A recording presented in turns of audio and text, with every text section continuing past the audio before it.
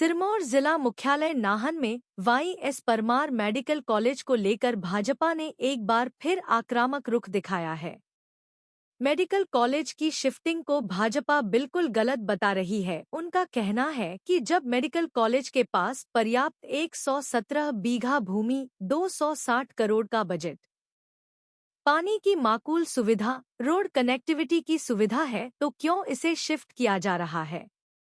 वर्तमान में medical college शहर के मध्य में है और इसे शहर से बाहर करने पर शहर की आर्थिकी भी डोल जाएगी और आमजन को भारी असुविधा का सामना करना पड़ेगा।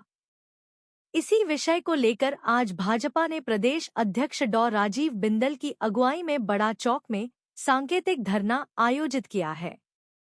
इसमें लोग अपने अपने विचार भी व्यक्त कर रहे हैं। साल के बाद निद्रा से उठी सरकार और उठने के बाद कहा कि इसको कहीं और ले जाएंगे। क्यों ले जाएंगे, किस लिए ले जाएंगे, उसका कोई कारण नहीं। 117 बीघा जमीन इस हॉस्पिटल के, इस मेडिकल कॉलेज के नाम है। 260 करोड़ रुपए से पूरी बिल्डिंगों का प्रावधान, 500 बेडेड हॉस्पिटल बन रहा है। पार्किंग बनाने के लिए माकूल जगह यहाँ पर उपलब्ध है। सड़क को शिमला रोड से कनेक्ट करने के लिए प्रावधान है। 15 साल के लिए पीने के पानी का प्रबंध हो चुका है। ऐसे में कौन सा षड्यंत्र है इसके पीछे कि नाहन को बर्बाद करने के ऊपर तुले हैं। और मेरा ये मानना है कि षड्यंत्र कोई और कर रहा है और नाहन के राजनेता उस षड्यंत्र के अंदर और उस कुचक्र के अंदर फंसकर नाहन के लोगों को बर्बाद करना चाह रहे हैं। ये स्थिति पैदा 200 बेड का हॉस्पिटल है, 3 ऑक्सीजन प्लांट यहाँ लगे हैं, 25 वेंटिलेटर हैं, वर्ल्ड क्लास सीटी स्कैन है, वर्ल्ड क्लास अल्ट्रासाउंड है, वर्ल्ड क्लास एक्सरे लगा हुआ है। 2.5 साल में ये 500 बेड का हो जाना था और एमआरआई, अब तो सुपर स्पेशलाइजेशन का टाइम आ गया था। कैथ लैब लगनी चाहिए थी, कार्डियक पेशेंट्स के लिए इलाज शुरू होना चाहिए था, परंतु ये सरकार में बैक गियर लग गया, काम बंद हो।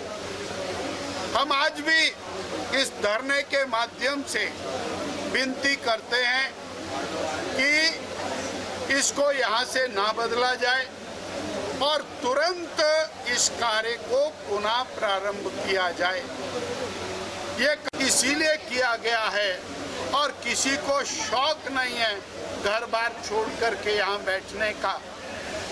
अब कितना सरकार को समझ आता है, कितना स्थानीय नेताओं को समझ आता है, ये तो उनके मन की बात है या कहीं उनका कोई व्यक्तिगत स्वार्थ नेताओं का इसके पीछे छिपा है तो वो उनको पता होगा।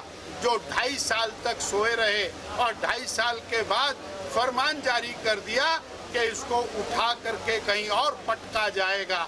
अब जगह तो पता नहीं, उठेगा उठाएगा कौन, पटकेगा कौन, पर बर्बादी नाहन की जरूर होगी, ये निश्चित है। इतना मुझे कहना है।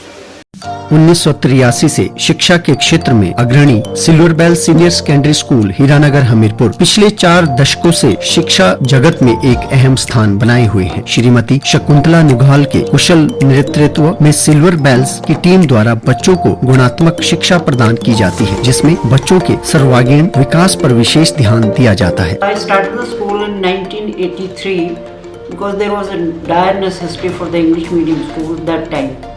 So previously I was hesitating, but still I started the school with 3 children, but it flourished on very well, and that was because of the cooperation of the staff as well parents.